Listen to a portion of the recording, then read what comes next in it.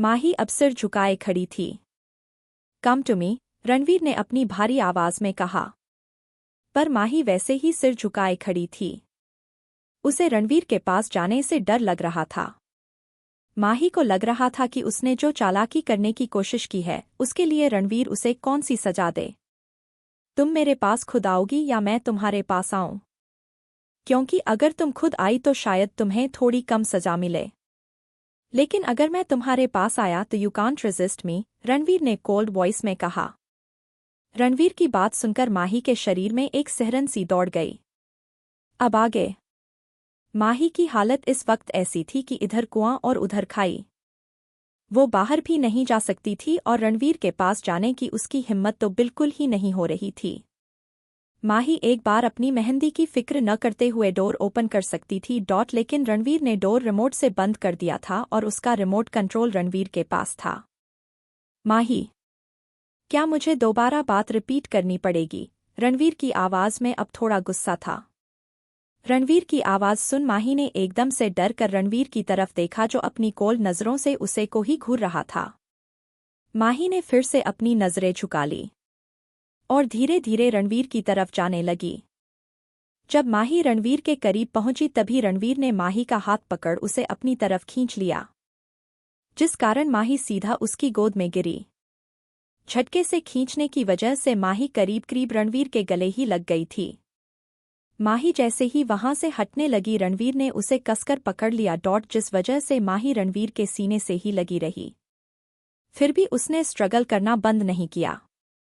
रणवीर ने उसके कान में अपनी मैग्नेटिक वॉइस में धीरे से कहा, बेबी, क्यों अपनी एनर्जी वेस्ट कर रही हो जबकि तुम अच्छे से जानती हो कि जब तक मैं न चाहूं तुम मुझसे दूर नहीं जा सकती।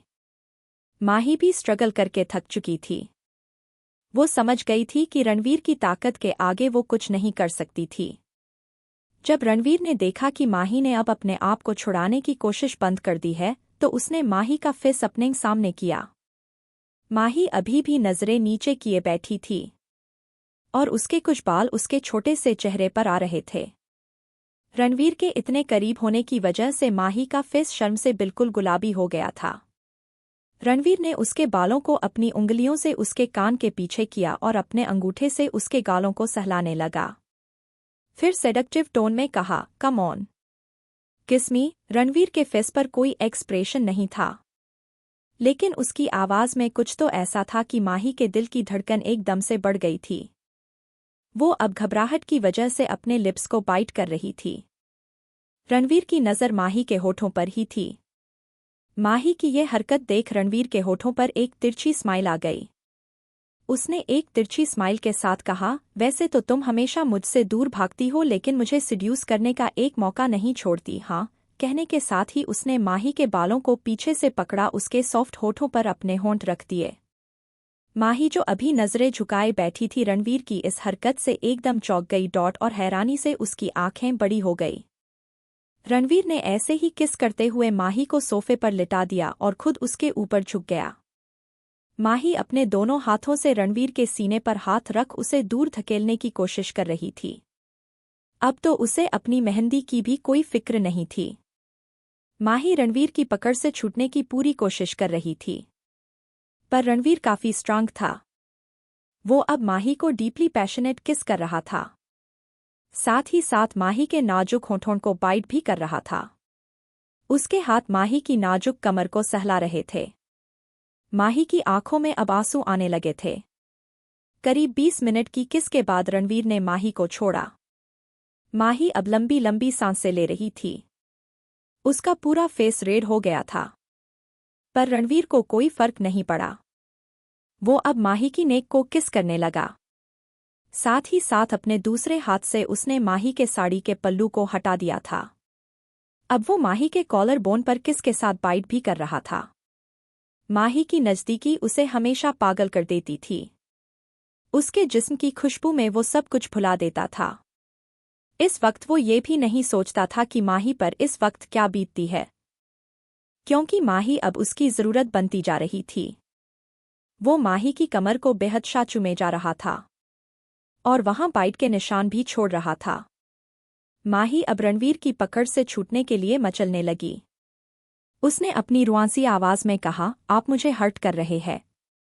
माही की बात सुनकर रणवीर ने उसके फेस की तरफ देखा।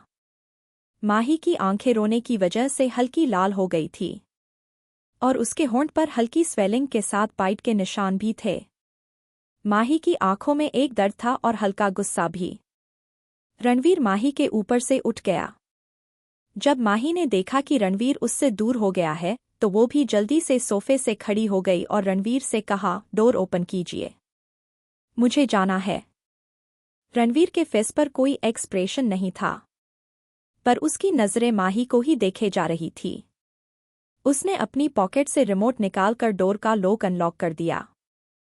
इस दौरान उसने एक पल के लिए भी अपनी नज़र माही के चेहरे से नहीं हटाई। माही को जैसे ही लगा कि डोर अनलॉक हो गया है, वो जल्दी ही जाने के लिए पलटी, तभी रणवीर की सर्द आवाज सुन उसके कदम जहां थे वहीं रुक गए। कब तक मुझसे दूर भागोगी माही? एक न एक दिन तुम्हें हमेशा के लिए मेरी होना है। That you will always be with me as mine. और बहुत जल्द मैं तुम्हें पूरी तरह से पालूंगा। रणवीर की बात में एक जुनून था, एक जिद्द थी, जिसे माही ने भी महसूस किया था। रणवीर की बात सुनकर माही अंदर तक सिहर गई थी। उसने पलटकर रणवीर को देखा तो उसकी आंखों में उसका माही के लिए जुनून साफ नजर आ रहा था। माही ने हिम्मत करके रणवीर से कहा, आप हमें जबरदस्ती अपने साथ नहीं रख सकते, ना ही अपना बना सकते हैं। कहते हुए माही की आवाज कांप रही थी।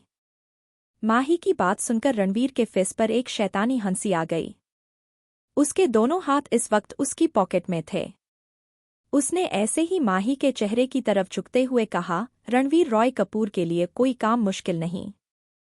जो मैंने चाहा वो मैंने पाया है, चाहे उसमें किसी की मर्जी हो या ना हो। Then you are my passion, then you have to be only mine, and for this I can cross all limits. Mahi को अब रणवीर से बहुत डर लग रहा था। और ये डर रणवीर उसकी आंखों में भी देख पा रहा था। माही जल्दी से रूम से बाहर निकल गई। Baby, you are Ranveer Roy Kapoor's choice, बस कुछ वक्त और, then you'll be mine forever. कहते हुए रणवीर एक डेविल से कम नहीं लग रहा था। माही रूम से बाहर भागते हुए जा रही थी कि तभी वो किसी से टकरा गई। इससे पहले कि वो गिरती किसी ने उसे थाम लिया। माही को जब एहसास हुआ कि वो नहीं गिरी है तो उसने उस शख्स की तरफ देखा जो उसे अभी भी थामे खड़ा था। वो वेदांत था। वेदांत ने माही को सहमा हुआ देखा। माही के चेहरे पर अभी भी डर था। उसने उसे सीधा खड़ा किया और पूछा, माही, आर यू ओके? माही ने अपना सिर हिलाकर हाँ कहा। माही की जबान कुछ कह रही थी और उसका चेहरा कुछ और। ये बात वेदांत ने भी नोटिस की थी। तभी उसकी नज़र माही की नेक पर गई जहां बाइट का निशान साफ दिख रहा था। उसे देख वेदांत को समझते देर नहीं लगी कि उसके साथ क्या हुआ है और ये किसने किया है।